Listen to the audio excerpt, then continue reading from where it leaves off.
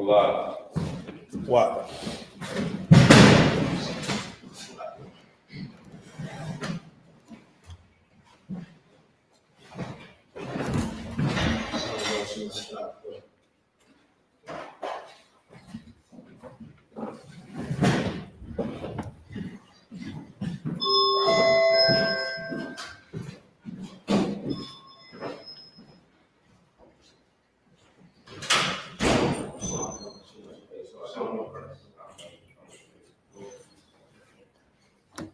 All right, bear with me 1 second, Israel.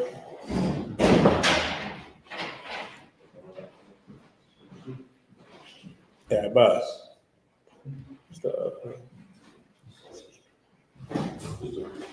Speakers. Okay, that's what I'm just making sure. Just making sure. Have a some yard or somebody under you do that.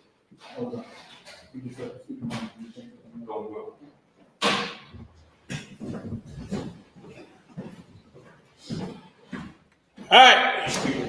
Hosanna Christ. Shalom, Israel. Yahweh Bashim Yahshua Barakatham. Yahweh Shema Thumb Bashim Yahweh Shah. I am priest and officer of 5,000 Yedaya. I'm holding it down till 12 Shield General Mahayaman gets here. General Mahayaman to be in the building. If you have any questions, you know what I mean, all honor in the room. General Mahayaman to be here shortly. Understand something. Black, Latino, and First Nation man and woman. Now is the time for our people to come out the world and realize, man, that we got to come back to our God, come back to what our King wants us to do, come back into the Israelite school of universal practical knowledge. What's going on right now in the world right now, it's crazy. Like I know it's lucky where you got to unplug it. Yeah, plug the power cord away. Now, I know everybody is, saw what happened with that brother. His name might be Jonathan Majors. Got caught up, with the she-devil, and they found him guilty, even though the video showed the brother was running, for his life. He got his phone back from the she-devil, and she was chasing him all throughout New York, all throughout Brooklyn. Did you know, according to God, that guess what? Shalom, Malaki, Lord Christ. Did you know that interracial marriage is against God? Yeah, I'm going to show it to you. Somebody give me Deuteronomy chapter 7 and verse 3. The first mistake that Jonathan Majors made was going after Susan and Becky and Gretchen and Olga. That was his first mistake, going after the heathen woman. Black, Latino, and First Nation man, we got 12 different flavors, man, of these 12 tribes. There's no better woman than that Black, Latina, and First Nation woman. And for you sisters out there, ain't no man better than that Black, Latino, and First Nation man. For you to think, that you could find somebody outside of your nation is insanity. It's insanity. You don't realize, man, you're making a terrible mistake. Our God does not want us to marry these heathens. And I'm going to show it to you. You got what I asked for? Deuteronomy chapter 6. Use the mic, boy. Use the mic, God.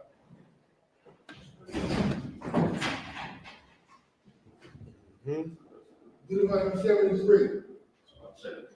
Neither shall they make marriage with them. Neither shalt thou what? Read it again from the top. Neither shall they make marriage with them. It says, neither shalt thou make marriages with them.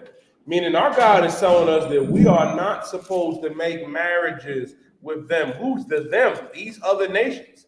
You ain't supposed to go out there and get Becky. You ain't supposed to go out there. You ain't supposed to go out there and get Susan or get some African broad or some, Arab broad or some East Indian broad. You ain't supposed to do that. Our God said, neither shalt thou make marriages with them. We ain't supposed to marry them. And guess what? Sex is marriage according to God. Right. When you lay down with a sister, man, that is marriage. And sister, when you lay down with a brother, that's your husband. Shalom, warrior, Lord of Christ. You get some of that. Why? Understand that. It says, neither shalt thou make marriages with them. Keep going. Thy daughters thou shalt not give unto his son. Thy daughters shalt thou not give unto his son. Meaning, we ain't supposed to give our daughters to these heathens. We not. Your daughter is supposed to marry a brother. She ain't supposed to be looking at Bill and Bob and Fred. She ain't supposed to be doing that. And it's a damn shame too, man. That's not what we're supposed to do. It says, neither shalt thou make marriages with them. Thy daughter shalt thou not give unto his son. Our daughters are not supposed to marry their sons. I saw something on Twitter about Jamie Foxx's daughter. And she's engaged to guess who? To Bob. Like, goddamn, to the oppressor, who is the devil that the Bible speaks of, man. El hombre blanco es el diablo. Like, it's a damn shame, Matham. It's like, damn, sis, it ain't no brothers out here. You couldn't go get a brother, Matham right here. You don't know nobody. They be listen, them sisters be chasing the Matham all throughout Jersey, all throughout North Jersey, from Newark to Trenton. It's a lot. You couldn't have went and got Matham. You couldn't have went and got Nathanyala. You couldn't have got Ibad. You got to go get the oppressor. And that's a narrative that they say, and it's such a lie, Matham. Where they say, I heard one sister say, just know when I start dating the oppressor, I'm tired of you colors. And that sister, man, that made that comment, she was unalived by her oppressor boyfriend after the first date. I said, God damn, at least a brother, a Goshen. You know what I mean? A brother tell you, baby, it ain't gonna work out. You know what I mean? Shalom. That means peace. Like, God damn, the oppressor is gonna hit you upside the head, unalive you, and bury you in the goddamn forest. Neither shalt thou make marriages with them. Thy daughter thou shalt not give unto his son. Keep reading. Nor his daughter shalt thou take unto thy son. Now, this is the other one. Nor his daughter shalt thou not take unto his son. Guess what? You ain't supposed to marry the oppressor's daughter. That's Jonathan Major's first mistake. You thinking you can go ahead and marry the heathens. You think you can go ahead and do that? I know a lot of you brothers, they got a little movement now at Bahaya called the passport bros. Let me tell you what's said about that. You got a group of brothers out here that are tired of modern, and let me explain something to some of you brothers. Some of you brothers need to hear this. Because I've been seeing this a little too often on my timeline, and I just want to explain something to everybody. Y'all need to stop the narrative of, oh, these sisters over here are westernized. Their minds have been westernized and polluted. Let me explain something to you. Eve is Eve. Eve is Eve. From Judah down to Issachar. Ask Nathanyala. Is Eve not Eve? You know, you got some passport brothers out here that go out there to get tired of Eve, and then you go to the Oriental countries. You go into Thailand, Siam. You go into the Philippines. You go into China. You go into the UK. You ain't looking for them fine Benjamite sisters over there. No, you looking for some African.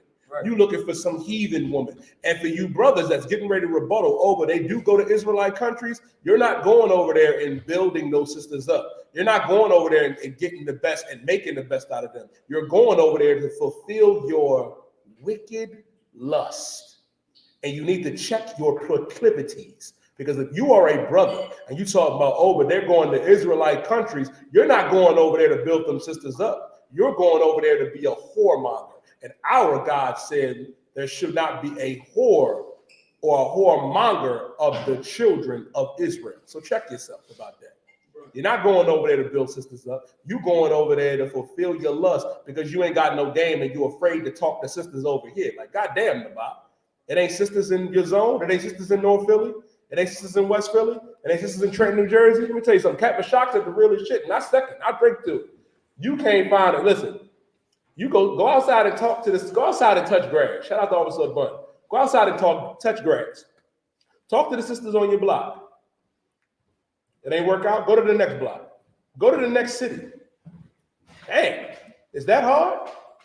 It's not. But you'd rather go get an expedited passport and go get a heathen woman. You'd rather go get a heathen woman or make a whore out of your sister. Either or is wicked. And we got to stop that nonsense. Understand that. That's why our God said, neither shalt thou make marriages with them. Thy daughter shalt thou not give unto his son, nor his daughter shalt thou take unto thy son. We ain't supposed to give our sons to their daughter. Look at Jonathan Makers. He ain't the only brother. Like Nabal, you remember OJ? Man, Jews still out here getting loose. They don't know. The thumb y'all don't know about that. They too young for that, Nabal. The juice is still loose. I saw him in Vegas. That brother don't never learn. Some of you brothers don't learn. Man, there was this one brother in Miami, I forget his name. We did the story, man. He got into an argument with his she-devil wife, and she stabbed him to death. Stabbed him to death. Tragic. Better go get a sister. A sister will argue with you. That's one thing Eve gonna do. I don't know why some of y'all think you're going over there to South America, Puerto Rico, or Cuba and thinking Eve ain't gonna argue with you. Eve is always gonna be Eve. You got to deal with it. Like at least a sister, you know what I mean, to get with you. You can work that out. You cross a heathen, good night. It could be your life. That's why our God told us, man, neither shalt thou make marriages with them. Thy daughter thou shalt not take unto his son, nor his daughter shalt thou take unto thy son. The moral of the story, interracial marriage is against God. It always has been. Always has been. And we got to cut that garbage out, man. We got to cut it out. Go get a sister. We got 12 different flavors, man. From Judah down to Issachar. Now, you got to stop the narrative, you know what I mean? It ain't no sisters out here. No few sisters, and ain't no brothers out here because we right here. We right here. I pray you understand. We right here in the UPK. Now let me show you why. Read verse 4. They will, Deuteronomy 7:4. They will turn away thy son from following me. They will turn away thy son from following me. Man, you get caught up in that interracial marriage, and guess what? Oh, it was a Hamite that got stabbed, Most High in Christ. But it's a lot of the water Barack. I understand. Stories like that happen all the time where brothers get caught up. Jonathan Major's getting ready to do some time. Getting caught up messing with these heathens. Understand. You get with them, they're going to turn you away from following the Most High. Who did this happen to? It happened to Solomon. It happened to Solomon. Marrying them heathen women, and it turned them against the Most High. Now you'll find yourself in the Christian church. You'll find yourself in the Muslim mosques. You'll find, listen. Good night, my thumb y'all. Like your mind will be taken away from the Most High, and now you become her pet. You become the pet of those heathens, man. That's why our God said you ain't supposed to get with them. You're supposed to get with a sister and your brother. Brother, you're supposed to get with a sister. Keep going. Come. They may serve other gods. Mm-hmm. So will the anger of the Lord be kindled against you. Listen, because of that, I'm too wild about it. Because of that, the anger of the Lord has been kindled against us. That's why we ain't supposed to get with them. Our God is disgusted by interracial marriage, man. Disgusted by it. That's why we can't get caught up in it. You can't. You see what's going on with Jonathan Major. It's like he got dropped from Marvel, getting ready to lose everything. And it's something that Captain Cesario said that was heavy. It don't matter if you right in the situation. You think they're gonna believe you over that she-devil? The point is, don't get with that she-devil. And if you're a sister, don't get with the oppressor, who is the devil that the Bible speaks of. Some of you brothers don't realize the white woman is the devil too.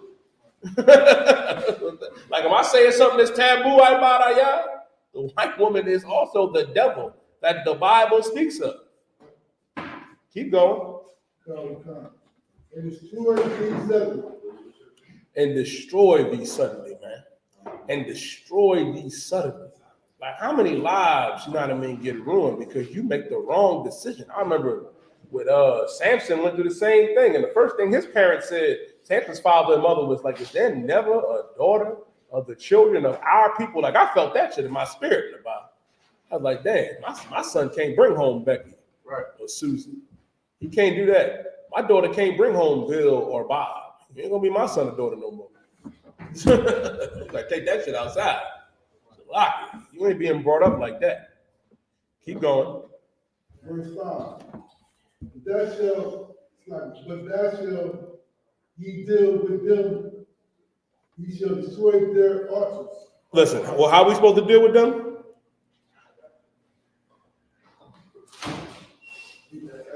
Read it again. But thus shall he deal with them. He shall destroy their altars. Listen, we supposed to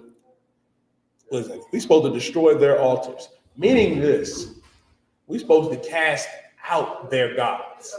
We ain't supposed to be caught up. It's a story, man. It's a story about the Pope. You know, the Pope just said that he about to bless same-sex marriage, and you still want to be a Catholic? You still want to be in the Catholic Church? And God said that homosexuality was an abomination, man. Who changed the truth of God into a lie? I'll tell you, it was the oppressor. Right. You're supposed to cast the Pope out. You're supposed to cast Caesar Borgia out. You're supposed to cast Muhammad out. Man, you remember the class I recently did, the Arabs was up in arms because we brought up I.S.U.P.K. The Arabs don't like to talk about that shit in the Bible. Muhammad, you know what I mean, was a pedophile. Right. And he abused that young girl, Malakia. She was 5 years old. And Ishmael in the comment section was like, she was 5, but she was 9 when he married her. I'm like, what? Like, brother. Now, brother. Excuse me. Salakia. Now heathen. Now Ishmael. Now Ishmael. That's why God did not choose you. Because you sick. And they ain't the only ones that's sick. The so-called Jew is sick too. You know how many rabbis give them little kids herpes in their synagogues? Now ask yourself a question. What is a priest? What is your rabbi doing with herpes, Nathaniel? What is he doing with herpes if he's a man of God? He's not a man of God. You know who's a man of God? Nathaniel is a man of God. Fartazar Karab is a man of God. Nathaniel is a man of God. Ibaya is a man of God. And Malakia is a man of God. Real men of God are in the Israelite school of universal practical knowledge under commanding General Yahanna. So for you sisters out there that's talking about you want a godly man, you want a godly man, and you want a man of the Lord, listen, better come in the UK, to the UPK, and get one of these brothers. You know what I mean? We got schools in all your different zones. I was looking at some sisters in the church. I think it was some church over there in the UK, Nathaniel, and it was like 100 sodomites in there. Men. 100 sodomites that was men in there prancing and dancing, and the sisters looking like, God damn. You know what they need? They need Shamgar. They need my brother Raal Bomb. Right. I mean, they need Captain Karafi. They need you, Quadazai. That's who they need. That's who they need to talk to. You in there with full-blown sodomites. And it's your fault because you approve that behavior. And our God disapproves of that. Keep going. And break down their images, and cut down their groves, and burn their graven images with fire. That's what we're supposed to do. That's what we're supposed to do. We're supposed to get rid of that garbage. Throw Caesar Borgia out the door. One of the few acts of joy that I had. I'll never forget the thing, y'all. I was a zealous trooper. And I came in my father's house one day and I saw that picture of Caesar Borgia that my grandma had. I took such delight opening that window and throwing that shit in the garbage. Right. I was smiling ear to ear. That's what we're supposed to do. Why? Keep reading. Verse 6. There are a holy people. For thou art a what? They are a holy people unto the Lord thy God. We are a holy people unto the Lord thy God. A holy people. Holy meaning separate. Holy meaning set apart. It's not your pastor or your imam with a white robe and gown on. Holy means to be separate. Read. The Lord thy God has chosen thee to be a special people to himself. He chose us to be a special people unto himself. Knowing that we're a special people, you know what we won't do? I won't even consider Becky or Susan. Like, what do you look like? Why would I pick one of them over my sister? Why would I go get some African and some Arab? That's y'all problem. You know what I mean? That's their problem, Quadazai. You think you ready to give up on sis. You getting ready to give up on sis and get an expedited passport and go get it's a lot. The thing out. They about to go get an expedited passports. They go pay $200-300 to pay $200-300 to have a woman that they paying. Would be nice to say I love you, or other things involving your malicious proclivities. I'm gonna be nice. It's all fake. She says it to everybody. Some of y'all got a far worse problem. Some of y'all take that $40 and cash app that whore and get it virtually. Right. You know what we do in the UPK? We just go get it. We just go court systems. That's what we do. Right. That's what we do. We go outside and touch grass. We ain't afraid of women here. I pray you understand. Right. You know what I mean? That's the real problem. And that's what you need to realize. Susan and Becky and them Africans shouldn't even be an option. It's not an option. You see the consequence, right? Imagine going to court and it's video of you being assaulted and you running away and you're still found guilty. Better go get with a sister, brother. I don't know what to tell you. Told you quite a sister will argue with you. A sister will argue with you. Yeah, I mean, listen. It's a lot. Keep going, Abba. Come. Above all people that are upon the face of the earth. Above what? All people. Above all people. We're above all people. Black man, you are above all people. Latino man, First Nation man, and woman, we are above all people. Read.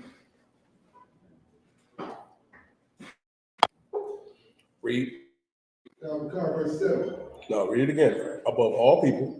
Above all people. You got to stay with me. Upon the face of the earth. That are upon the face of the earth. We are above all people that are upon the face of the earth. That means that black man, that Latino man, and that First Nation man is above everybody that is on the earth. That Latina sister, that First Nation sister, and that black sister, she's above all people. Above. Don't sell yourself short. Don't do that. Don't do that. We're above them. We're better than that. You're better than that. Moral story. Leave them heathens alone. Halawat Panya. Alright.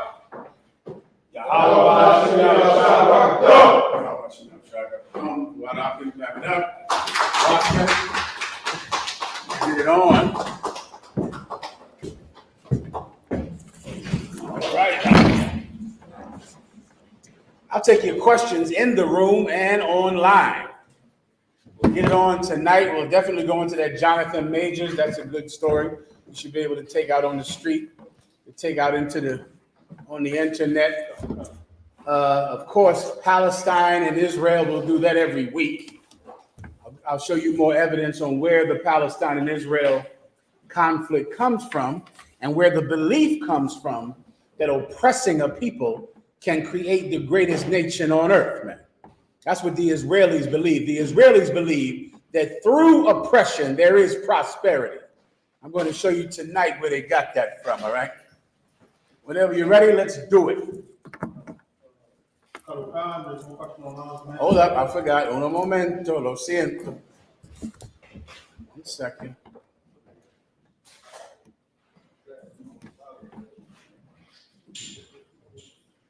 Stand by.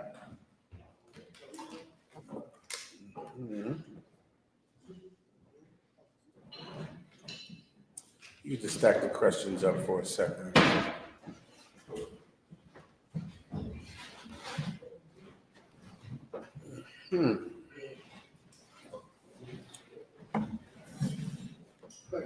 Mi gente, pasa aquí mi gente. Mi nombre es General Mahayaman.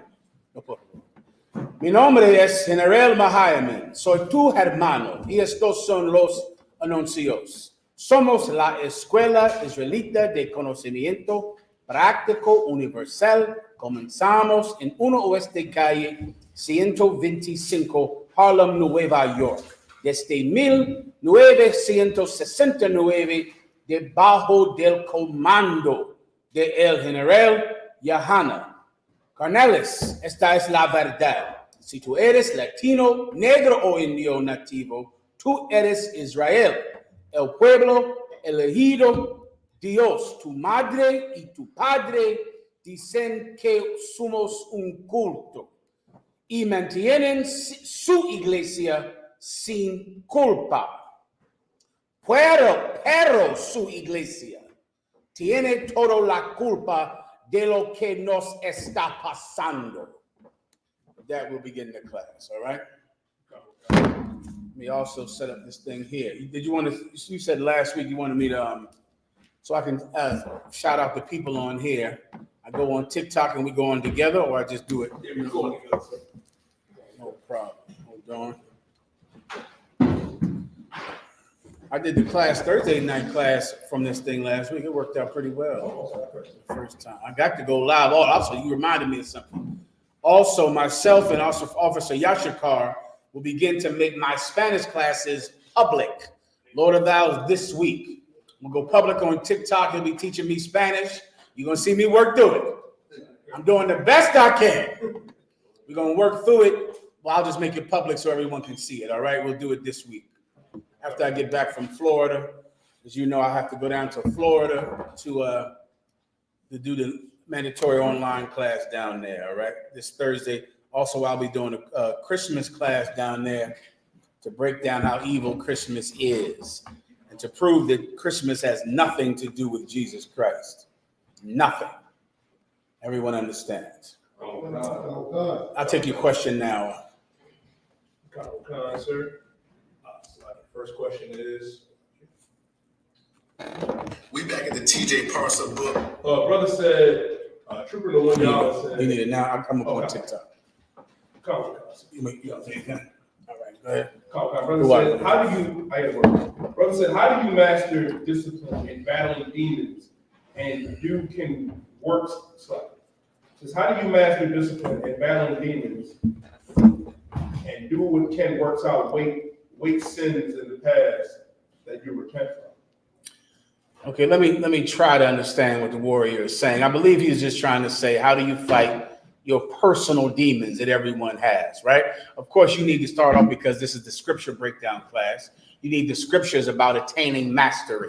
So you want to start with that one first. Give me attaining mastery in the New Testament. Also give me he that conquereth a city is greater than he that conquereth his own spirit is greater than he that conquereth a city. I'm paraphrasing, of course.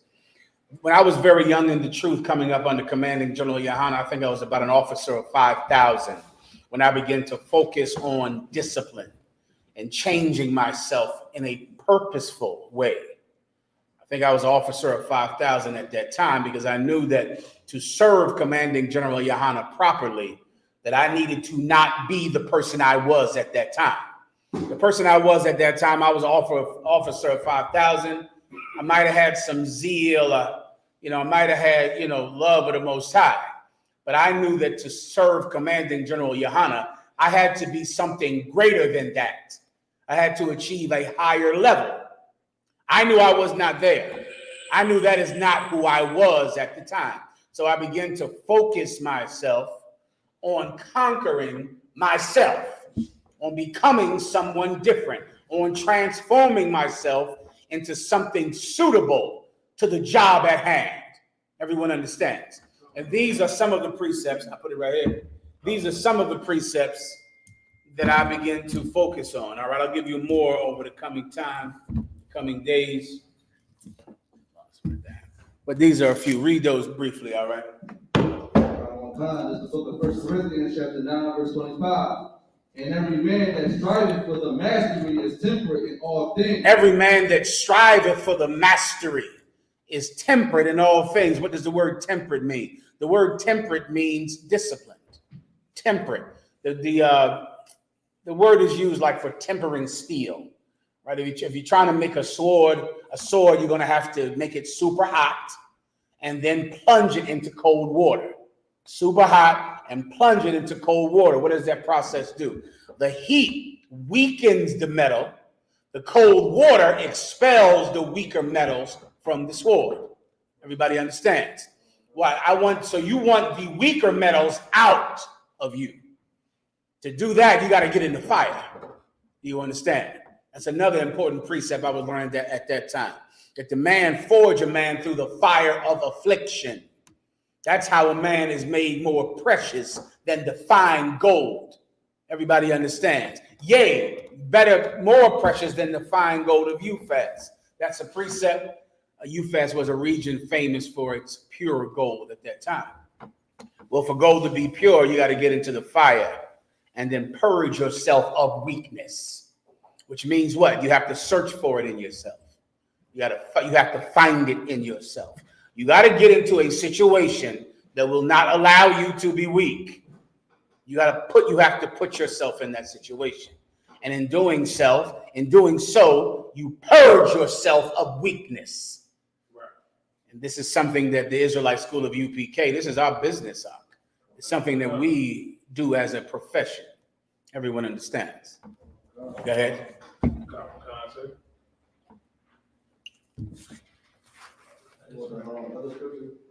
I think that's it. You can read those precepts for time's sake. You can read that one and the other ones I pulled. You read those, man. Get with your camp leader. Get some counseling. No problem. Next. Sir. Officer Mashamar asked Salaki, sir, I have a question. Isaiah 45:7 says, I form the light and create darkness. I make people create evil. Mm-hmm. I, the Lord, do all these things. Mm-hmm. Is there such things as a righteous evil? No, there's no such thing as you doing any righteous evil at all. When the Most High said he creates evil, he's talking about the bad things that happen to evil people. You understand? If you get 30 years in jail, you will say, I'm in an evil condition because it's terrible. If you get shot, you'll say, man, this evil thing happened to me. If you get, can I say the disease that people get in age? If you get a disease, that comes from sexual deviance, you will say, an evil thing has happened to me. Well, the Most High God created that evil thing that happened to you. That's what this precept is talking about. The Most High did not create the LGBT community, but he damn sure created the punishment for it. Please believe that. He didn't create, the drug addiction or people getting unalive, but he damn sure created the punishment for it. So when the Bible says the Most High created evil, he's speaking about the punishment that happens to bad people. Those evil things that happen to you in your life, the Most High God did those things. He made you. Break it down. Come on. What did I do now? Go ahead. I jammed something up. Okay, so lucky. Those terrible things that you look on your life and you go, oh man, I just keep getting arrested. I just keep getting locked up. I just keep losing my job when my urine comes back dirty. These terrible things keep happening to me. You women, you're especially stupid because you follow white women who are the chief stupid idiots and the most worshipped idiots of all time in history. All societies have been worshiping the oppressor's daughter going back to the Greeks. They were the first deities, white women, the first deities before the gods of Olympus. Before the Titans, people worship their mother. They worship mother goddesses. Well, you're especially dumb, and our women go learn from them. And so because of that, every man you meet, and every time the relationship goes bad, this evil, I keep meeting the wrong type of man. These evil things keep happening to me.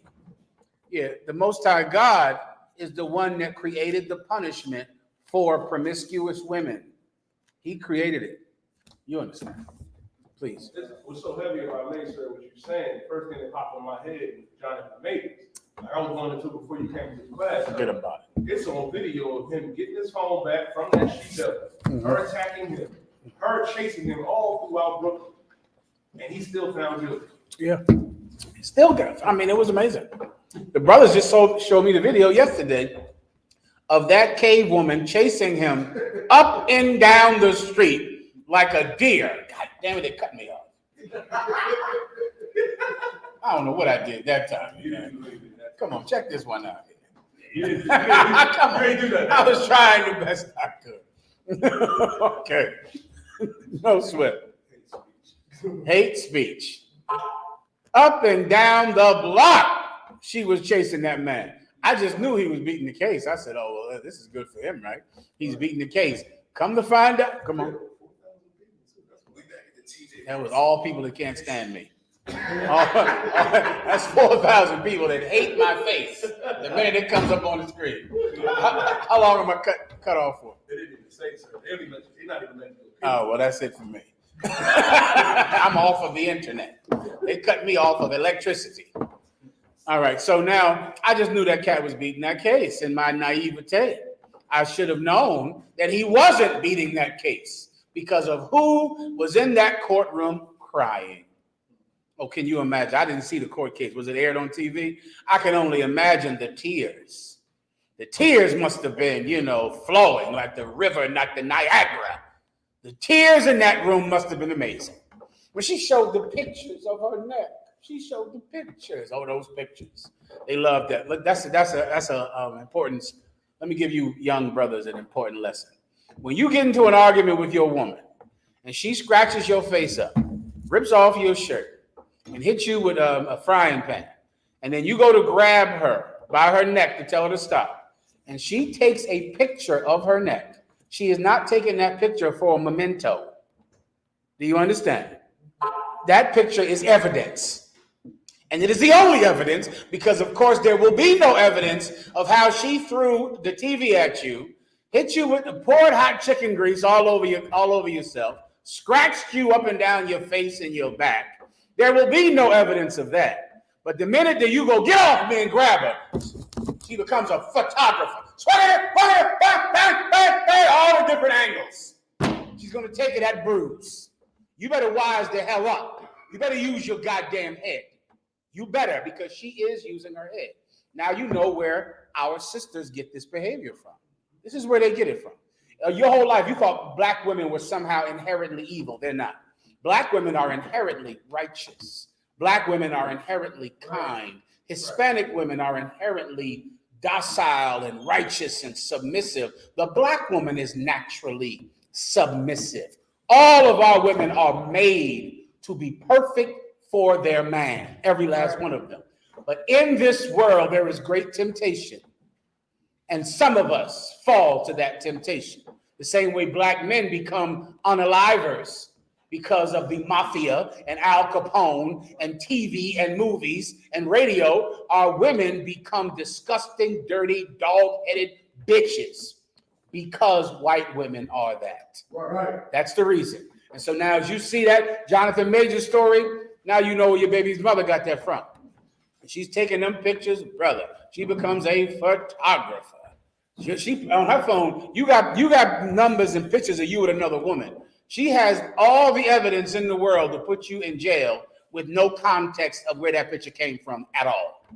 With none of the evidence showing that she attacked you. As a matter of fact, look this up. Alexa, is there a new law being passed to make beauty parlors? Oh, Alexa, stop. Alexa, is there a new law being passed to make hairstylists report abuse? Alexa, are hairstylists being mandated to report abuse? From trainingabc.com. They are required to report abuse or can be fined and even serve jail time. Let me tell you, this is the new law that's being passed.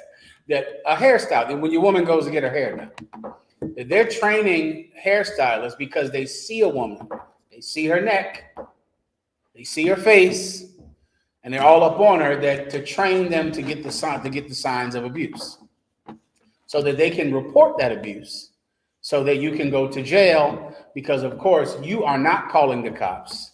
She cut off your pinky toe. You ain't calling anybody at all. She's gonna shoot you in the leg. You're gonna go to the hospital and lie about the whole thing.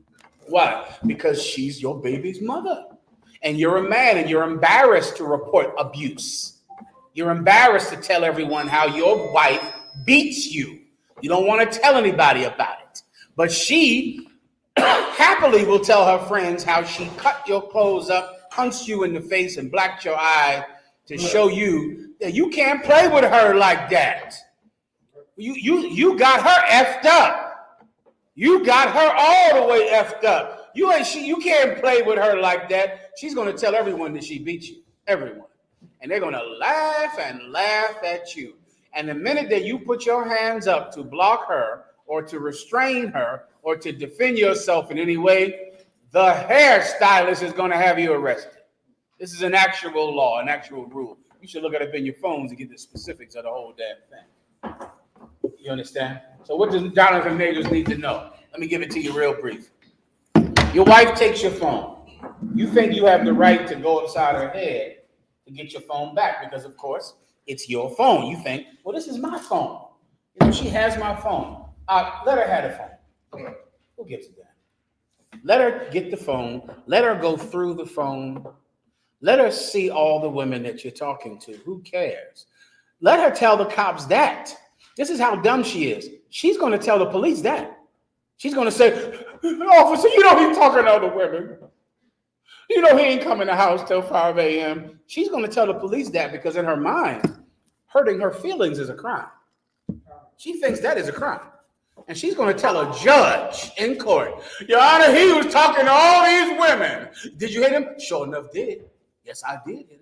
Sure enough did. He was talking to them other women. Don't hit her. You cannot rule a woman physically. You cannot do that. When you get physical with her, she rules you.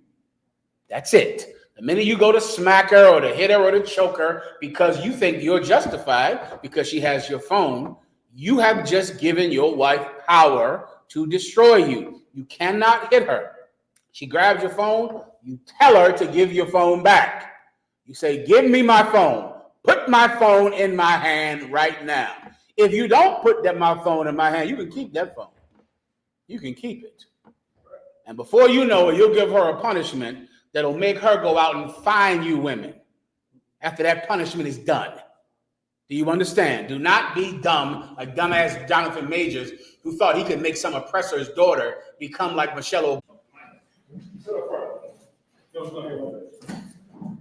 If I could, it's so heavy because I'm sitting there looking at it and I'm like, you don't understand. You the one that's in captivity.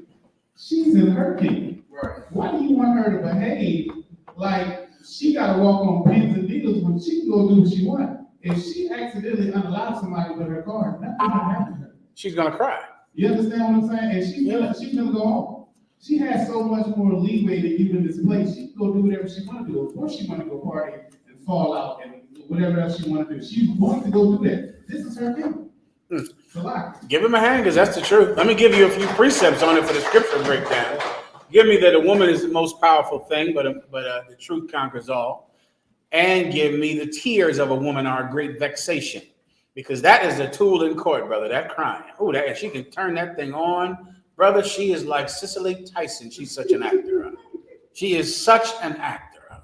Go ahead. What you saying, sir, is so heavy. If I may, sir, that happened with Keke Palmer when she was saying, "Oh, Darius Jackson was abusive," but when Darius Jackson filed his counterclaim and said, "Nah, it's the other way around." When Keke started to drink, she get abusive, and she get verbally abusive and start hitting me. They asked Keke about it. She was like, "You know, shit happens." Yeah, of course. And of course, he didn't call the cops. He didn't have to try to press charges on her. When so many of your brothers, that's what you need to do. Especially if you know for a fact she's going to call the cops on you. You better defend your damn self. You better, if you're married to some troglodyte, you better. Who has a scripture over here? Give me the crying one too. The tears are a vexation. I'm paraphrasing. Go ahead. Please.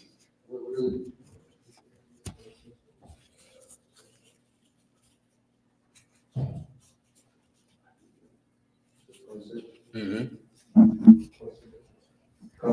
is the book of Ecclesiastes, chapter 26, verse 27. A loud crying woman and a scold shall be sought out to drive away the enemies. A loud crying woman and a scold will be sought out to drive away enemies. It is a terrible sound, and nobody wants to hear that. Everyone just makes they want it to stop. You know what a woman's crying and being loud is like? It's like a baby that is crying, and you know you will give this baby anything it wants just to make it stop. That's a woman crying. It's like, what do you want, baby? You want food? You want toys? What is it? Because it's driving you crazy. Well, a woman knows if she starts to cry, the judge is going to make it stop. The police are going to go, damn, she's crying. Every other woman is going to start crying themselves. Every man will want the crying to end. So every man will go, who hit you? Who made you cry? Let me go shoot him. Let me go kill your boyfriend. Let me go unalive your boyfriend.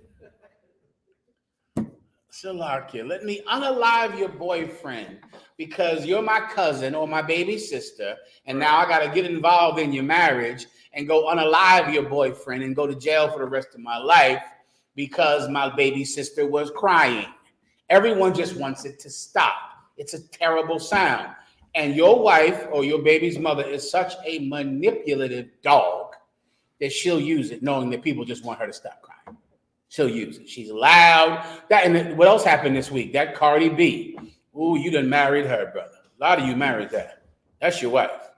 That's your wife on Facebook. A constant barrage of subliminal text about you every damn day. That's your wife talking about you. What is it when he don't never call? He don't spend no time with you. And that's your wife.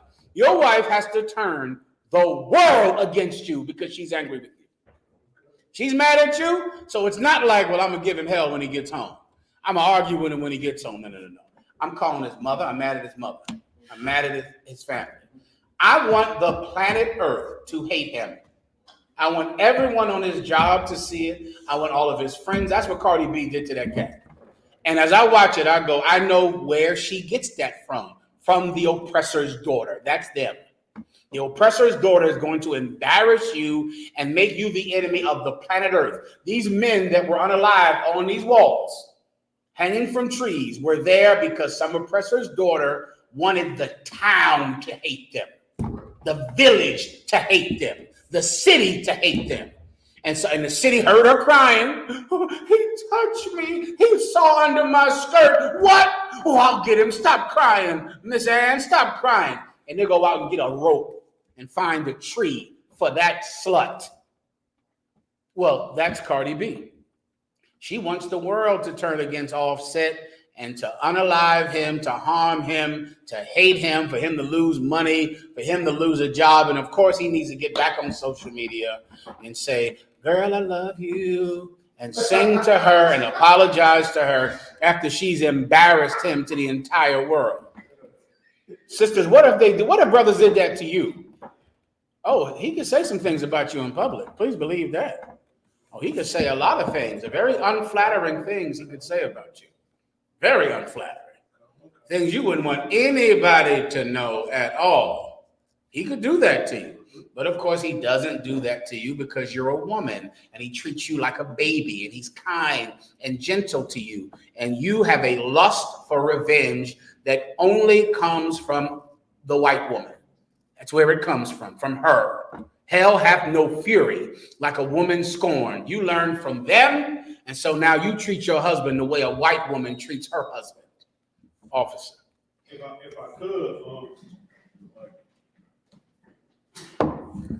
I could, that just happened.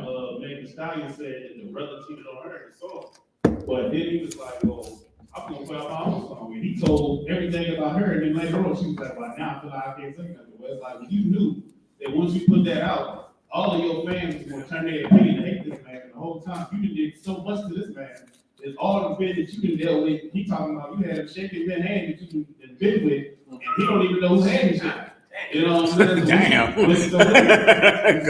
This is Megan Thee Stallion's man. Yeah, dude she was with before. Okay. She had his hand that she didn't lay with, lied about other men that got him arguing with them on social media. They probably sit there looking at the brother like, brother, what a sucker. you don't know. We didn't all been there.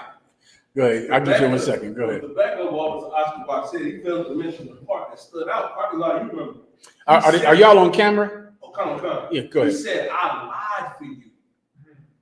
Like in regards to the Tory Lanez situation, that stuck out to me. He's like, I lied for you. Like he knew what type of broad you was and still lied for you. And then when it happened to him, now you're surprised. I mean, brothers, you got to choose better. That's all. What else can I do for you? Come on. If I could, speaking of what you say he's a sucker, like he has a tattoo that's a feminist on his body. Who is this? Pari? That's his name, Party. Pari. Tattoo that's a feminist. Well, congratulations. Okay. I mean, you have to choose better. And when I say choose better, I'm not talking about choose who to marry better. The marriage license means nothing. It's nothing at all. It's irrelevant, right? You can get 10 of those. That's irrelevant. You have to choose who you have sex with better. You've got to choose that better. And men are historically terrible at choosing the woman to have sex with. You're horrible at that. You've got to become better at that because it is a life-changing, life-altering, life-destroying choice. You've got to choose better. When you go to decide, you can't let your penis decide who you have sex with. If you do that, you're going to regret it in a way that it's really hard to understand unless you do it. You don't really know depression yet. You don't really know to be in jail over a girl. It's a terrible thing. And remember, you're going to be in jail with people who are unalivers, with real unalivers. And you're going to say, I'm in here because, because my girl did this. That's a rough thing to say when you're not going to want to tell anybody why you're in there because they'll know that you're not really one of them. You understand? You're not a criminal. You're not like them. You're just in here over love. That's why you're in jail. Like, don't be that. Don't do that. Don't have a child with some woman like that. And then, of course, the rest of your life is destroyed. You have to make a better choice about who you have sex with. There is not better advice that I could give you. It is the most important thing I could say. Do you understand? That's it. Otherwise, you're going to come into the truth. You brothers, so many of you will come into the truth. You'll get off of drugs. You'll get off of sin. You'll change everything about your life. But the woman that you had sex with in the past will still be able to destroy your life in the school. While you're in the school, while you don't get high anymore, you don't commit crime anymore, but you still have a child with her, which means you are going to jail. That's what's going to happen. Commanding General Yohanna is going to have to find a way to keep you out of prison because we can't erase it. That's how important sex is. It's permanent. It doesn't change. You could be a sinner. You could be righteous. If you have sex with the wrong woman, then it affects you either way. You have got to choose better. Does everyone understand? We shall see. We shall see. You die. If I could, saying it's so heavy. That's why Tory in jail. Please, Lord. Tory Lane, he in jail because his rib shot his other rib. He got to take them off. He didn't shoot her.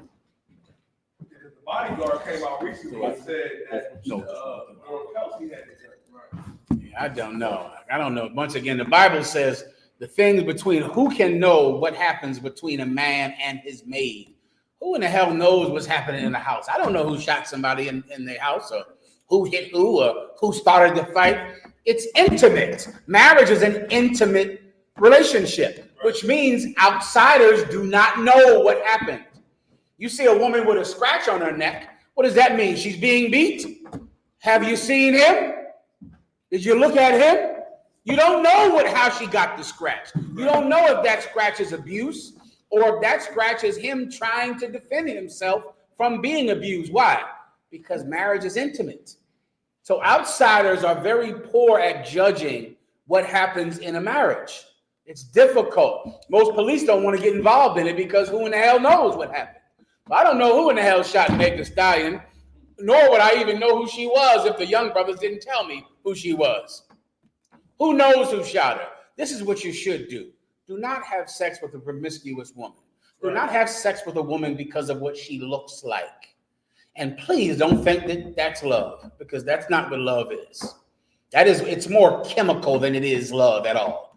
It's like saying a cat in heat is in love with the alley cat. What you feel for a woman is not love. It's chemical. It's more hormonal. It's like cats or dogs. You understand? That's not love. That's not what you feel. It's lust, and every animal feels it. It's really not even inherent to human beings. That what you call love between a man and a woman is not even something that that's inherent to humans, because every living thing has this insatiable urge to mate. That's all you have. An insatiable urge to mate. It's not even only human, what you feel. It's not. It's just being a mammal, being an animal. It's not love, and you shouldn't think of it like it's love. You're going to make a drastic mistake. You're feeling the call of nature just like a blue whale or an orca or a cat or a dog feels the same damn thing. What you want to do is raise yourself above your base nature and make a decision that an animal would not make. Make a decision that a cat in heat would not make. Then you have chose wisely, and that's precious, brother. That's precious on this earth. Everybody understands. All right, next topic, sister. So I read in, I think it was Psalms 118, 89, that the Lord's word is firm in heaven. So I read that as if it implies that it doesn't change its mind. So why do we have the Old and the New Testament? Because the Old and the New Testament do not contradict each other at all. And it's a fluid, congruent thought. Many people in the world believe that the Old and New Testament are a contradiction, meaning the Old Testament is judgment and the New Testament forgives, and that's not correct. The Old Testament forgives and the New Testament has judgment in it. All right? Let me just give you, so in essence, the problem is what people told you about the Bible is not true. All right? The Old and the New Testament are the same thing. I'll take Jeremiah 31 and 31, all right, to show you. And you can also give me, he came not to change the law or the prophets, all right? I'll take that first if you have it. Go ahead. Romans 15:4. Go ahead, you can read that. Romans, these are the precepts you need, sis, all right? Go ahead. Romans chapter 15 and verse 4. For whatsoever things were written aforetime were written for our learning. Now, this is in the New Testament.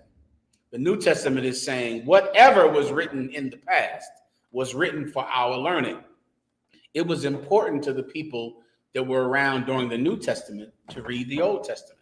It's important for you and I to read the New and the Old Testament because all of it is the will of God and they don't contradict each other at all. There is not one contradiction in the Bible from Genesis to Revelations. The Christians, mainly Black Christians who want Black people to attach themselves more to the New Testament. I'm assuming you know that from being in the world. Did you grow up Christian? So most people, I mean, even if you don't go to church, you're still Christian. You celebrate Christmas and you eat pork, you're Christian. You get my point. And most people in the world believe that the New Testament is the good part of the book. Is that true to your experience? That's the one, that we like. We like the New Testament because the New Testament is full of love and forgiveness and kindness. And what did people say about the Old Testament? It's full of hate, right? And the New Testament is full of? It did away with the law. It's full of love and sweetness, right? That is a lie.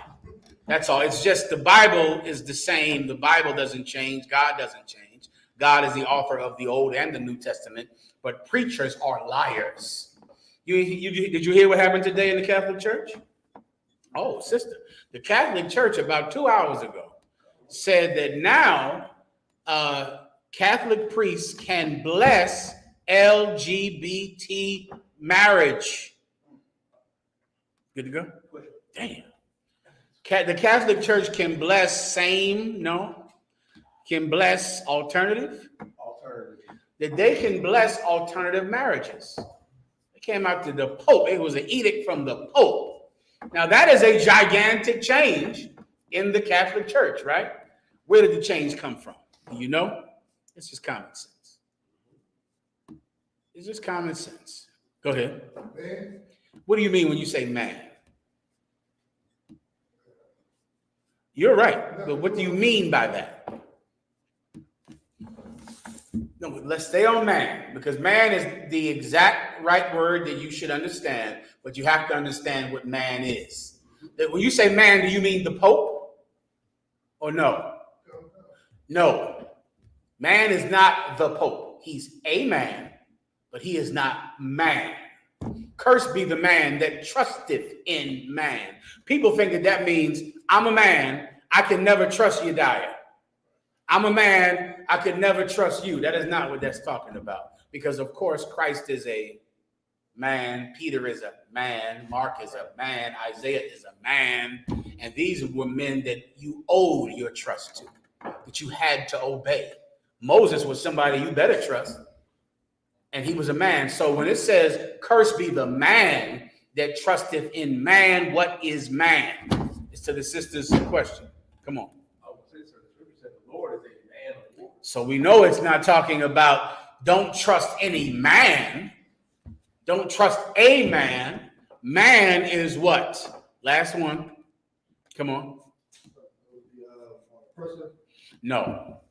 Go ahead. If I could, man is like the things that we are able to do ourselves. No.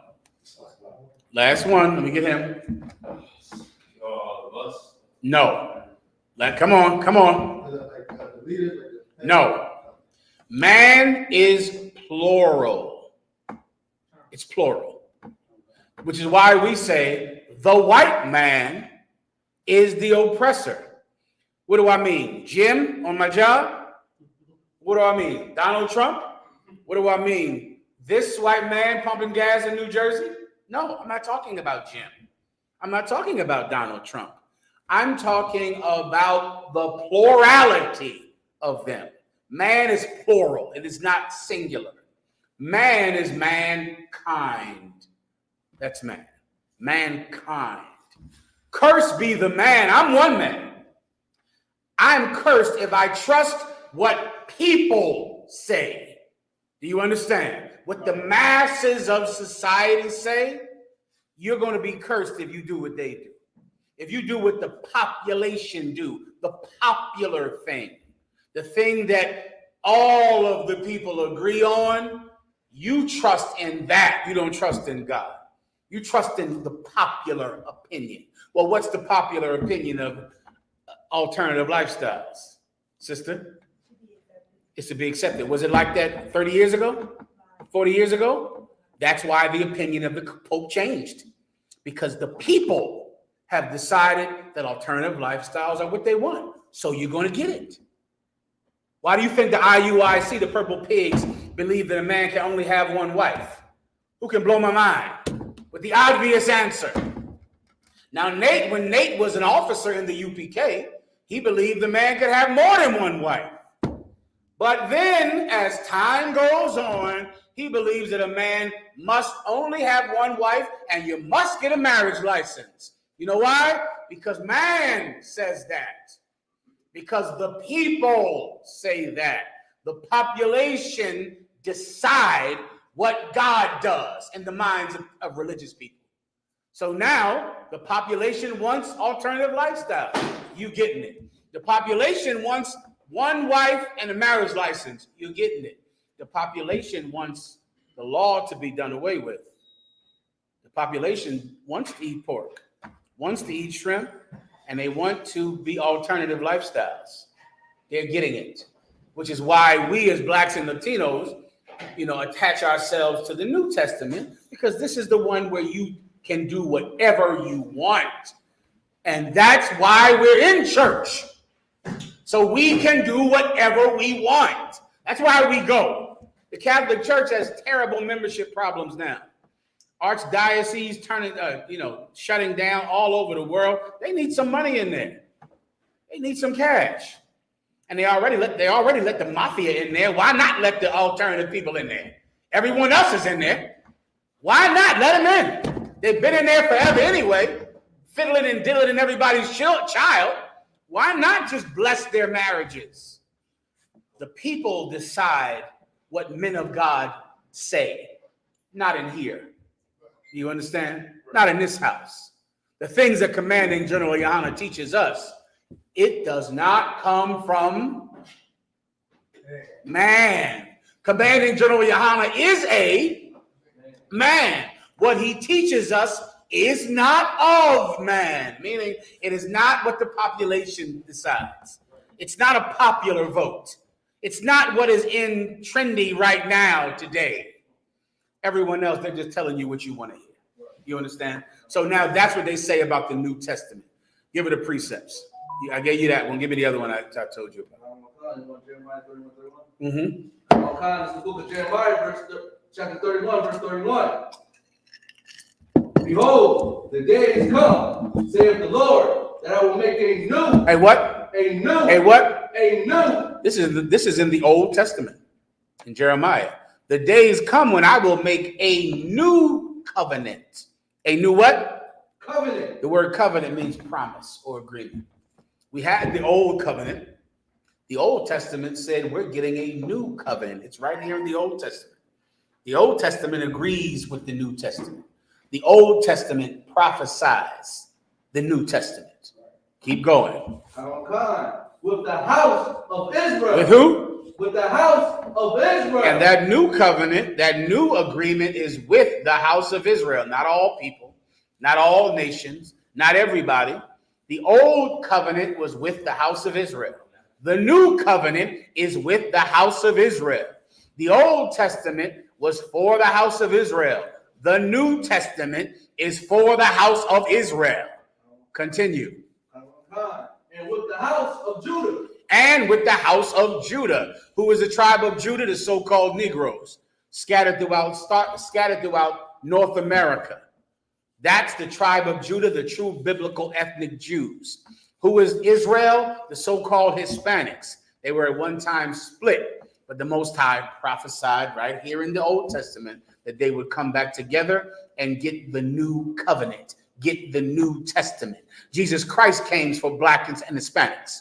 That's why he came. That's why he died. That's in the Bible. Continue. Verse 32. Not according to the covenant that I made with their fathers. Not according to that covenant that the Most High made with Abraham, Isaac, and Jacob. Keep going. In the day that I took them by the hand to bring them out of the land of Egypt, which my covenant they break. We broke the old covenant. He gave us a new one. I got to speed you up for time's sake. The old covenant was based on the killing of sheep. He's given us a new covenant where we're not killing any sheep anymore, but we're going to follow a man who offered himself to be killed or offered himself to be unalive. And now we have to serve him. That's the New Testament. That's where we're not doing any more sacrifices, but we're sacrificing what's in here to live for him. Give me the last one to prove the point for her. I came not to change the law or the prophets. Matthew chapter 5, verse 17. Think not that I am come to destroy the law or the prophets. You heard that, sister. Think not that I am come to destroy the law or the prophets. The Christians say what? The law is done away with. This is in the New Testament, and it's written in red, which means Jesus Christ said it. Think not that I came to destroy the law or the prophets. Do not think that I came to destroy the law or the prophets. The law is what? Don't eat pork, don't eat shrimp, don't be an alternative person, don't vote, don't do this, don't do that. Christians say that that's gone. The New Testament says it's not gone because Jesus Christ said again, think not that I have come to destroy the law or the prophets. The prophets are the prophecies in Jeremiah, Ezekiel, Isaiah, all those books in the Old Testament. He didn't come to get rid of those prophecies. This land that we're in today is prophesied to be destroyed in the Old Testament. And Christ did not come to end that prophecy. He didn't come to destroy it. Keep going. I am not come to destroy, but to fulfill. To what? To fulfill. To what? To fulfill. Now, who can give me the answer to this? I don't think a damn soul can. Let's give the sister a chance first. Sister, when Jesus Christ just said that he came not to destroy the law or the prophets, but to fulfill it, what does fulfill it mean?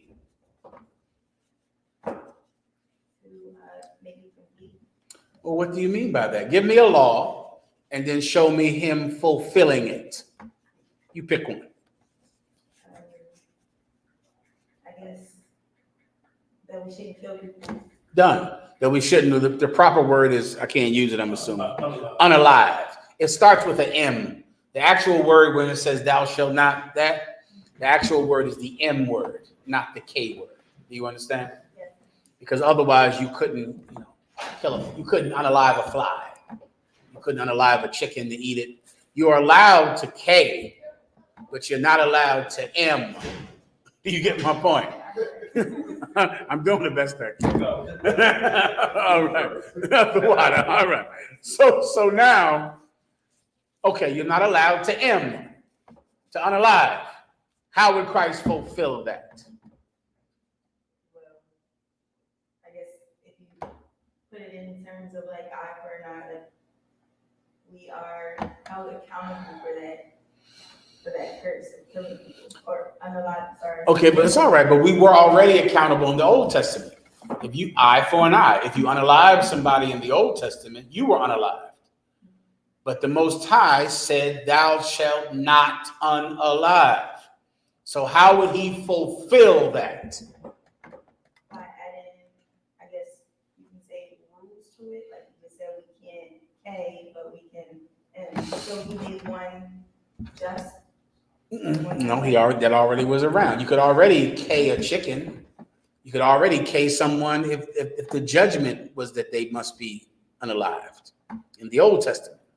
But the Old Testament says, "Thou shalt not unalive. Thou shalt not M." That's what it says. But it wasn't being fulfilled. Jesus Christ came to fulfill it. Officer. Give him a hand. That's all you need. The Bible says not to eat pork. Were people eating pork in the Old Testament? Hell yeah, it's in the book of Jeremiah. They would go behind every tree eating swine's flesh. People ate pork. They ate pork in the book of Daniel. They ate pork in the temple. They ate pork. They did that. They were doing it. Now, if a judge was there, they would get unalived for that. But the people were eating pork. A judge would come and stone them. A judge would come and punish them. But the people were eating pork. Well, Jesus Christ came so that we could learn not to eat pork. There's no reason to unalive anyone. There's no reason for punishment. There's no reason for judgment because, sister, I'm not going to do it. Right? I'm not going to do it. It's whatever. The law, listen, if you're not going to break the law, the punishment could be anything. You understand? Like, let's say the oppressor said tomorrow, sister, for people that give me a terrible thing that you would never do. For people that harm their child, the law is that you got to be thrown out of an airplane. Would that matter? Why? Because I ain't doing it anyway. You can make the judgment whatever the hell you want. You can say, well, if you can say the new law is whoever is a alternative man is now getting thrown out of the man Bezos' spaceship. Whatever. I'm not doing it anyway. Do you understand? Why aren't I doing it? Because I have learned that is evil. So the law about eating pork, eating shrimp, celebrating Christmas could be as stiff, as strong as you want. I follow Christ, which means I'm not doing it regardless of the punishment. Let me give you another question. Let's say our oppressor said, you're free to harm your child. It doesn't matter. You can harm your child as much as you want. Would you do it? Why? Because I'm not supposed to do that. But the law, the punishment is gone. You can do it all you want now. No one will arrest you. No one will put you in jail. Will you do it? Why? Because the Lord says I'm not supposed to do it. Yeah, because it's wrong. You see? You don't need a punishment if you believe it's wrong. You don't need a punishment for eating pork. I don't need a punishment for not, what's the word you can use for it? Assaulting a child. I don't need a punishment for that. I don't need a punishment for doing evil things because I'm not doing them. Right. So the punishment you could remove. You can get rid of that. I don't need that. I've learned from Jesus Christ not to do those things. That is fulfilling it. God didn't want us to do it. Now we don't. That's what fulfilling it means. Everyone gets it. I know you do not. Listen, and I'm going to be testing you later, and not a goddamn soul will understand. But you need this to properly cut Christians. So you think you're cutting Christians now. Oh, but once you get these type of precepts in you, you're going to cut Christians out like like a machine, like something that just, mows down philosophies out. Everyone understands. Next topic. You get the point. I hope. Solid. All right, go ahead.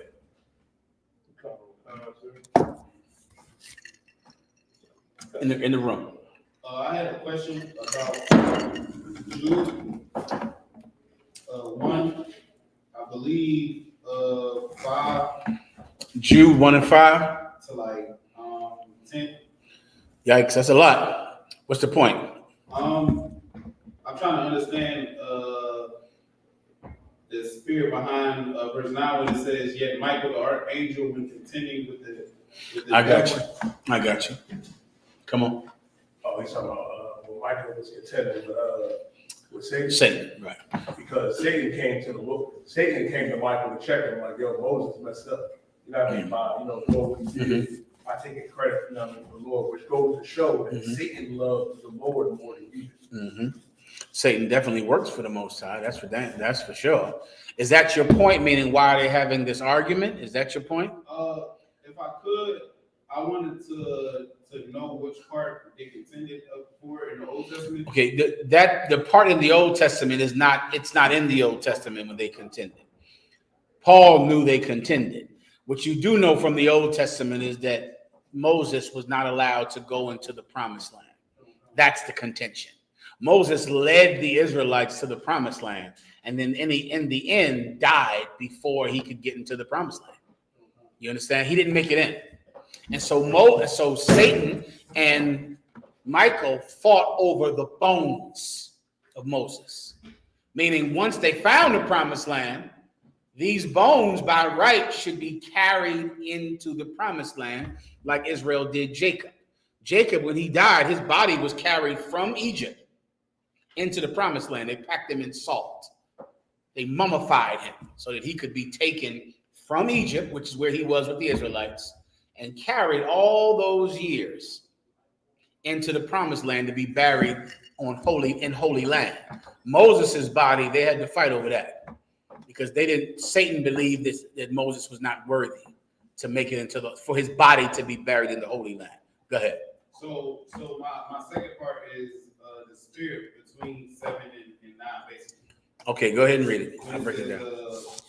I'll just read the whole thing. No sweat. It says, "Even as Sodom and Gomorrah and cities about them in like manner, giving themselves over to fornication and going after strange flesh, and set forth for an example, suffering the vengeance of eternal fire. Likewise, also these filthy dreamers defile the flesh, despise dominion, and speak evil of dignity. Yet Michael, the archangel, when contending with the devil, he disputed about the body of Moses, durst not bring against him a railing accusation, but said, The Lord rebuke thee. But these speak evil of those which they know not, but what they know naturally as brute beasts, in those things they corrupt themselves." I'm asking I'll sum the whole thing up for you for time's sake, right? Paul at that time was battling over his authority in the truth because of what he did in the world. Paul, when he was in the world, was a member of a conspiracy to unalive a disciple of Christ. He was part of it. Do you understand? He was in the world and he was a Pharisee. He was young, but he was a Pharisee. And so the men that went and unalived Stephen, you know about that in the book of Acts, right? 15, I believe. You know who Stephen is, the disciple of Christ who was unalived, right? It's an amazing story about how he got unalived. It's outstanding, right? But anyway, he went and gave this amazing speech about Israel and brung all the prophets and Moses down to Christ and then cut them at the end to their souls. And then they all picked up stones and unalived him. Well, when they went to pick up the stones, they took off their jackets first. They took off their coats. They handed their coats to this young man named Saul. They handed their coats to him. He held the coats while they unalived Stephen. Then later on, he had a transformation because Christ came to him when he was traveling to go afflict and persecute more disciples of Christ. Christ appeared to him on this road to Damascus. He went blind for 3 days. He went to someone's house and they taught him the truth. And he realized that he could not kick against the pricks. A prick is a brick, meaning you can't fight a stone. You kick it and you're going to hurt your foot, which is what Paul learned. He's kicking something that's harder than his foot. He's going to get hurt. He began to understand that Christ was the King of Israel that was prophesied in the Old Testament. You understand, right? Well, people in the truth who wanted to come against him, people in the truth who wanted to come against him would bring up that he was one of the ones that held the coats of them when Stephen was being unalived, because they wanted to teach a false doctrine that was against what Paul was teaching. And they began to pull men out the school. And now his name has been changed from Saul to Paul, right? Paul means little. Saul, I don't remember what it means. You can look it up. Alexa, what does the name Saul mean? The name Saul has several meanings depending on the context. In Hebrew, it means asked for or inquired of God. Alexa, stop. That's what it means. His name was changed from that to little. Who can guess why? To remind him that he cannot kick a rock. He's going to get hurt. He's small. Do you understand? He's small. His name was changed. Now he's the Apostle Paul, right? But these men were evil. They were trying to change the doctrine. They were trying to get men not to follow Paul so that they could worship angels and worship all kinds of Greek nonsense. Paul began to say, just like Sodom and Gomorrah that was destroyed for their wickedness, you're going to be destroyed too. Why? Because also, not only will you be destroyed like Sodom and Gomorrah, because of your breaking of the law, because of your disobedience to the commandments of God, you speak evil of dignities. Who's the dignity today? Who's the dignitary, which is the word we would use today? Who's the dignitary that they speak evil of, officer? Paul. You speak evil of dignities. When Satan didn't do that, Michael did not do that. Michael battled Shaitan, Satan. He didn't bring a railing accusation against Satan.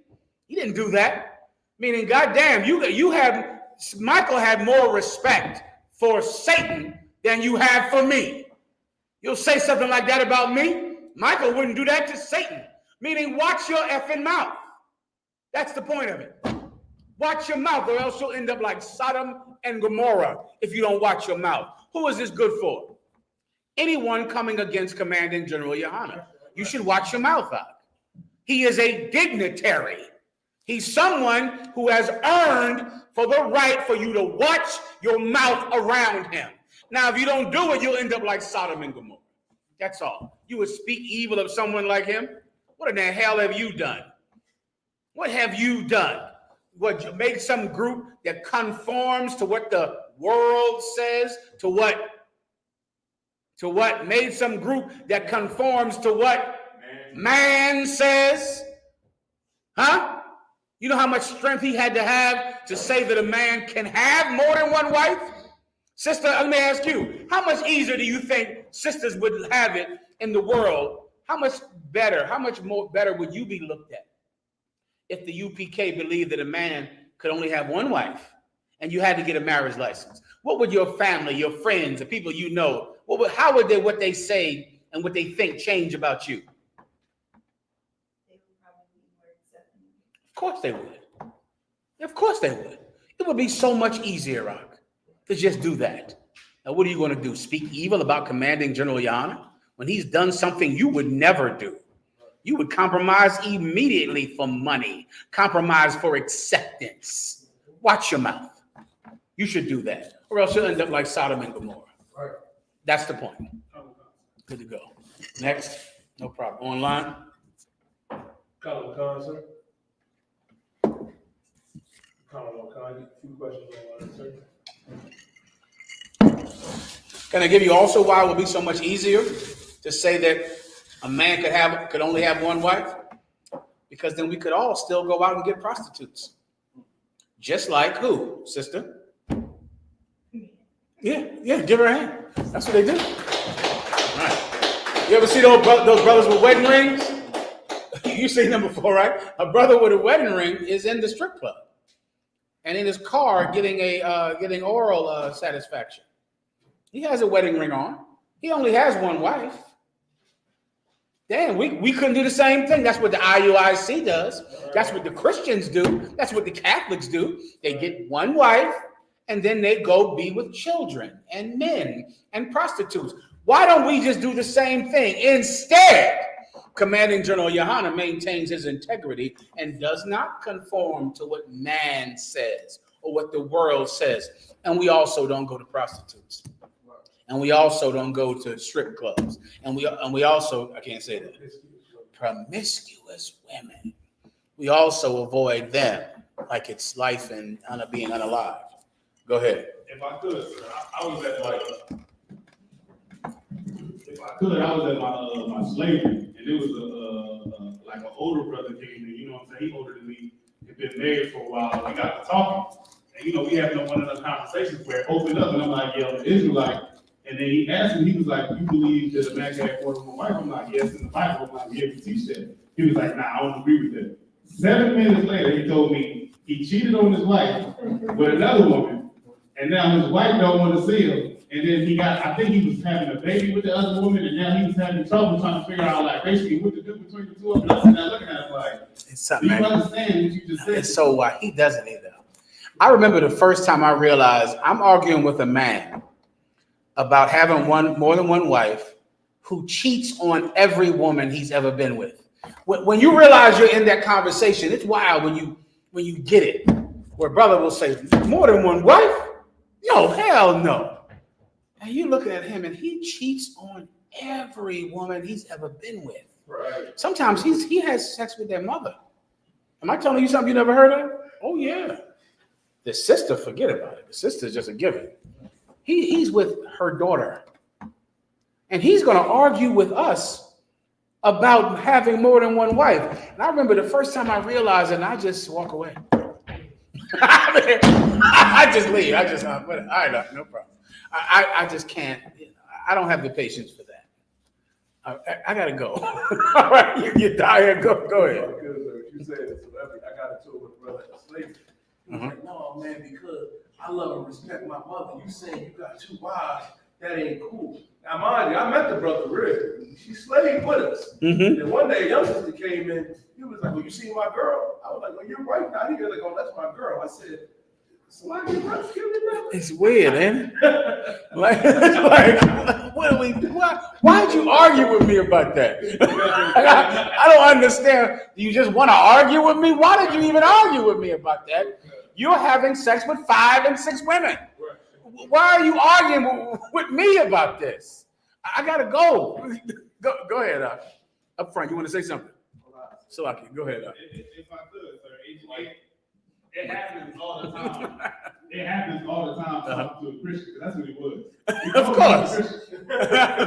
But just to sit there and be like, brother, you just, like, to say you don't believe in having another wife, but then you went and you got another woman, what are you talking about? And then even like, I think he said his wife didn't want to have kids, but he wanted kids. So I'm like, y'all could have just had the conversation about you getting another woman. Like, what are you talking about? You do believe in that. Listen, I might not have a woman at all. Well, I think I have my roommate. Like, I got a woman. You got 2 right now. What are you talking about? Oh, it's a crazy place, huh? That Christian church is a wacky, crazy place. Let me see if I can get one more. Where are we at with the time? Go, sir. Slide, sir. General Capone had a question, sir. Go ahead, General Capone. Yeah, question is Joel 2:20. his stink and little savor, is this talking about the unaliving of Esau? This say it one more time. The stink and ill savor. Let me hear it.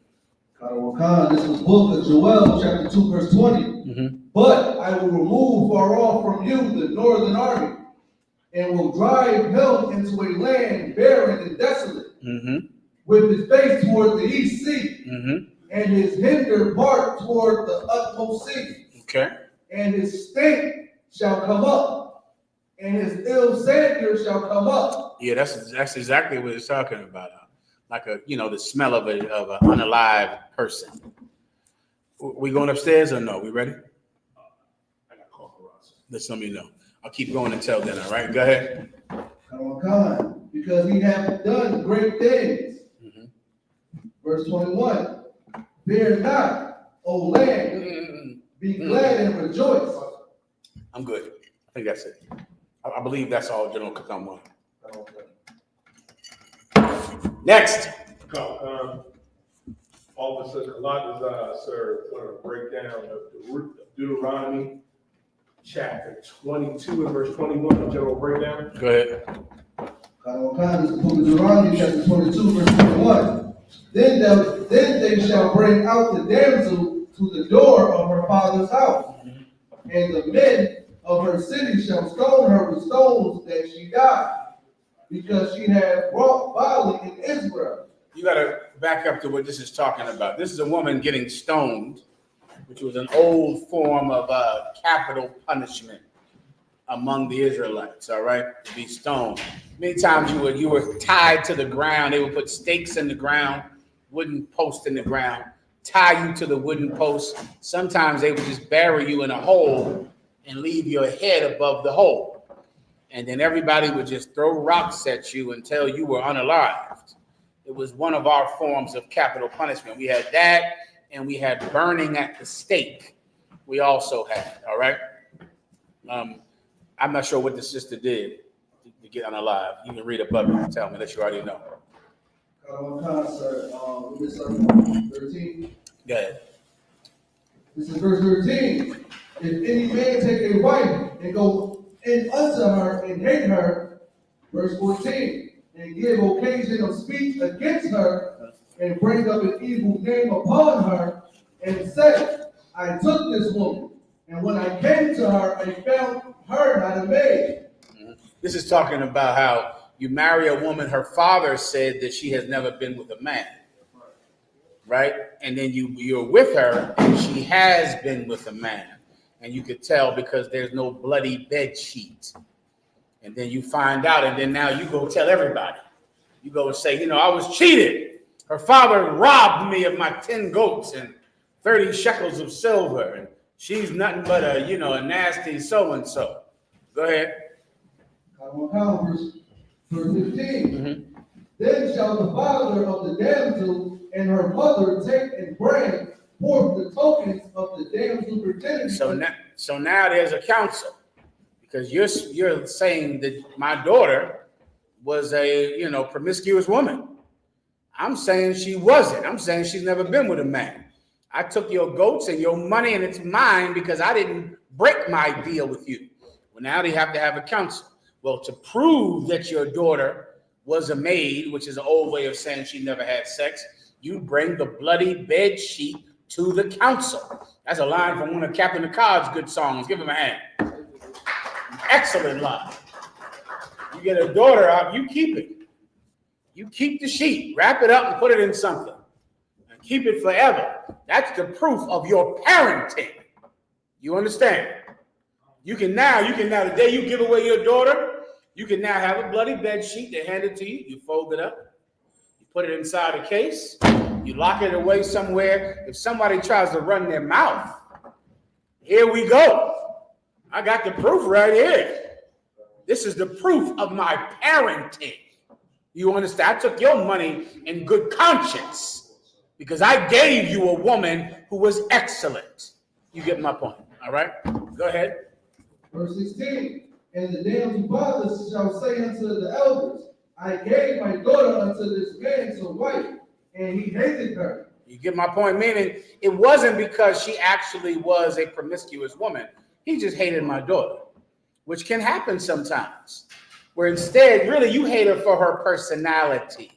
You understand? It's not because she's promiscuous. It's not because she cheated on you. It's not because she's some hoe. Excuse me, TikTok. It's really, she talks too much. She's too loud. Maybe so. But she's not a promiscuous woman. And you can't shame her all through the town and give her a name of a sinner because you hate her. Then that man can take you, her father can take you to counsel. Continue. Verse 17. And lo, he had given occasion of a speech against her. So now he's made my daughter to be embarrassed, and everyone can speak evil about my daughter. Keep going. Saying, I found not thy daughter a maid, and yet these are the tokens of my daughter's virginity. He went, now you got to imagine 6,000 years ago, when this was, if you found out this girl had been with somebody already, she was a promiscuous woman. And now everybody in the town is looking at her and laughing at her, and they don't want to do business with her. They don't want to sell her food. You understand? She goes to the marketplace. They don't want to sell her fish. She's shunned all throughout the city. But look at this bloody bedsheet. He just hates my daughter. What he's saying about my daughter is not true. Continue. And they shall spread the cloth before the elders. You get that? Keep going. Of the city. Come on, fast. 18. And the elders of that city shall take that man and chastise him. Verse 19. And they shall immerse him in 100 shekels of silver. Now he gets a big fine. He gets chastised, and he has to pay 100 shekels of silver on top of the dowry he's already paid. Keep going. And give them unto the father of the damsel. Keep going. Because he hath brought up an evil name upon a virgin of Israel. Of what? Of Israel. Now, once again, because of Jesus Christ, even if a woman has physically been with a man in the past, she's a new creature in Christ. The same way every man who has unalived someone is a new creature in Christ when he comes into the truth. So now, if your wife comes into the school and she follows all the rules and she has never committed adultery on you, and she has been a changed woman since the time that she came into the truth, she's a virgin in here.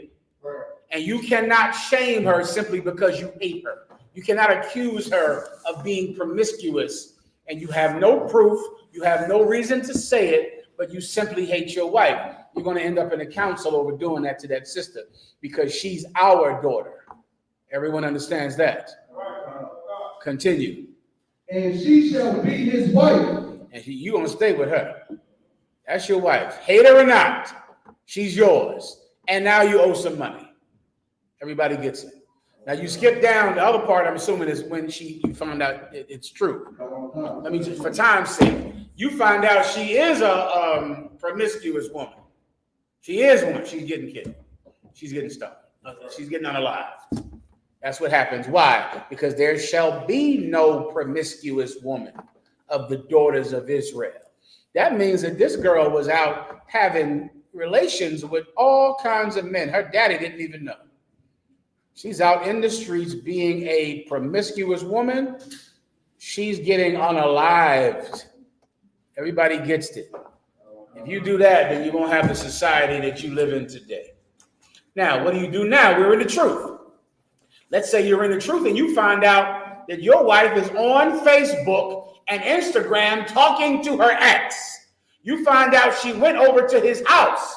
You have proof that even though you met your wife in the school, even though she did her 90 days, even though you married her justly, your wife has fallen out the school, and now you thought she was a righteous sister, but you went through her Instagram and she's meeting other men. Well, she's getting kicked out of the UPK. Right. We're not going to speak to your wife again. We're never going to talk to her again. We're going to walk by her on the street and say nothing. She's going to call me. Some woman called me yesterday who committed adultery on one of my brothers in the Midwest 5 years ago, 6 years ago. And of course, she's calling me today, telling me, she said, General, I'm 7 days off for drugs. I didn't even respond. I wouldn't help her. I wouldn't talk to her. I will not help her children that she has with other men. I will do nothing for her at all. And when she was in the truth, I loved her like a daughter. Now she's a corpse because of the law. That's how you keep that law today. If a woman cheats on you and she's in the school, she's getting kicked out of the school, and we won't help her no matter what happens. It won't matter, especially if I'm called about it. Now, if I'm not called about it, maybe you'll find mercy with someone else. If I'm called, she gets no mercy at all. Everyone understands. With that, pass the class over to I.S.U.P.K, correct? Officer I.S.U.P.K.